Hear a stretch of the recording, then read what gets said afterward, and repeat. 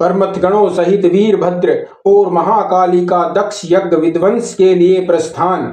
दक्ष तथा देवताओं को अपशकुन एवं उत्पात सूचक लक्षणों का दर्शन एवं भय होना। ब्रह्मा जी कहते हैं, नारद, महेश्वर के इस वचन को आदर पूर्वक सुनकर वीरभद्र बहुत संतुष्ट हुए। उन्होंने महेश्वर को प्रणाम किया। तत्पश्चात उन देवादिदेव शूली की उपयुक्त आज्ञा को शिरोधार्य करके वीरभद्र वहां से शीघ्र ही दक्ष के यज्ञ मंडप की ओर चले। भगवान शिव ने केवल शोभा के लिए उनके साथ करोड़ों महावीर गणों को भेजा, जो प्रलयाग्नि के समान तेजस्वी थे।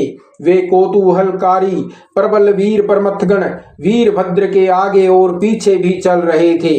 काल के भी काल महाकाल रुद्र के वीरभद्र सहित जो लाखों पार्षद गण थे, उन सब का स्वरूप रुद्र के ही समान था। उन गणों के साथ महात्मा वीरभद्र भगवान शिव के समान ही वेशभूषा धारण किए रथ पर बैठकर यात्रा कर रहे थे। उनके 1 सहस्त्र भुजाएं थी, शरीर में नागराज लिपटे हुए थे। वीरभद्र बड़े प्रबल और भयंकर दिखाई देते थे। उनका रथ बहुत ही विशाल था, उसमें 10,000 सिंह जोते जाते थे, जो प्रयत्न पूर्वक उस रथ को खींचते थे। उसी प्रकार बहुत से प्रबल सिंह, शार्दूल, मगर, मत्स्य और सहस्त्रों हाथी उस रथ के पार्श्व भाग की रक्षा करते थे। काली, कात्यायनी, ईशानी, चामुंडा, मुंडमर्दिनी, भद्रकाली, भद्रा तवरिता तथा वैष्णवी, इन 9 दुर्गाओं के साथ तथा समस्त भूतगणों के साथ महाकाली दक्ष का विनाश करने के लिए चली। डाकिनी, शाकिनी, भूत, परमथ, गुह्यक, कुष्मांड, परपट, चटक, ब्रह्म राक्षस, भैरव तथा क्षेत्रपाल आदि ये सभी वीर भगवान शिव की आज्ञा का पालन एवं दक्ष के यज्ञ का विनाश करने के लिए तुरंत चल दिए।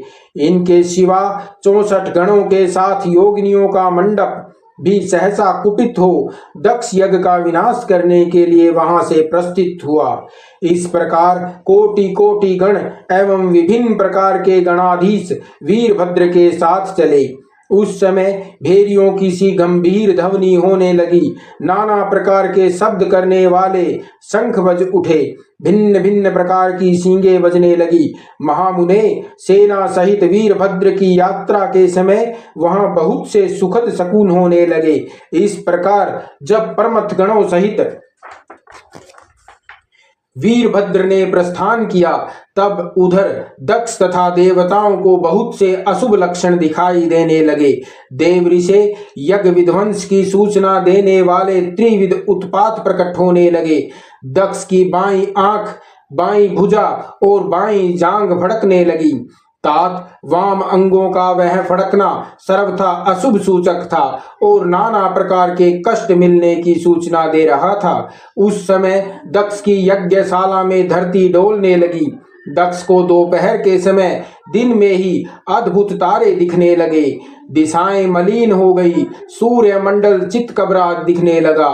उस पर हजारों घेरे पड़ गए, जिससे वह भयंकर जान पड़ता था।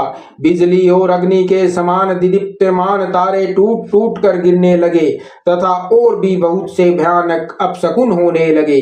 इसी बीच में वहां आकाशवाणी प्रकट हुई, जो संपूर्ण देवताओं और विशेषतः दक्ष को अपनी बात सुनाने लगी। आकाशवाणी बोली, ओ दक्ष, आज तेरे जन्म को धिक्कार है। तू महामूढ़ और पापात्मा है। भगवान हर की ओर से आज तुझे महान दुख प्राप्त होगा, जो किसी तरह टल नहीं सकता। अब यहाँ तेरा हाहाकार भी नहीं सुनाई देगा। जो मूढ़ देवता आदि तेरे यज्ञ में स्थित हैं, उनको भी महान दुख होगा, इसमें संशय नहीं है। ब्रह्मा जी कहते हैं, मुने, आकाशवाणी की यह बात सुनकर और पूर्वोक्त अशुभ सूचक लक्षणों को देखकर दक्ष तथा दूसरे देवता आदि को भी अत्यंत भय प्राप्त हुआ। उस समय दक्ष मन ही मन अत्यंत व्याकुल हो कांपने लगे और अपने प्रभु लक्ष्मीपति भगवान विष्णु की शरण में गए। वे भय से अधीर हो बेसुध हो रहे थे। उन्होंने सब जनवत्सल देवाधिदेव भगवान विष्णु को प्रणाम किया और उनकी स्तुति करके कहा,